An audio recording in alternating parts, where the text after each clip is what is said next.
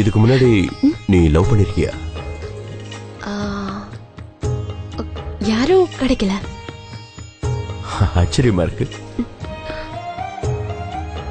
அப்ப உங்களுக்கு டைம் கிடைக்கல. ஆச்சரியமா இருக்கு.